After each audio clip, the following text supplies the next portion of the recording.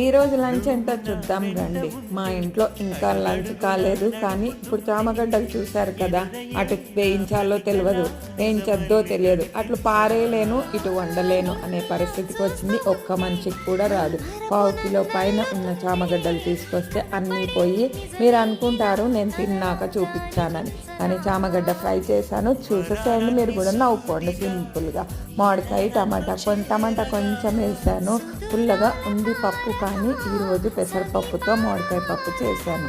ఫుడ్ని కూడా మనం ఎంజాయ్ చేస్తూ తినాలి కదా, అందుకని ఎప్పుడూ కూడా కుక్కర్లో చేసుకోకుండా ఇలా బయట కూడా ఉడకబెట్టి చేసుకుంటే సూపర్ టేస్టీగా ఉంటుంది. మరి మా చామగడ్డ చూసి వండాలో చెప్పండి, వండొద్దో చెప్పండి.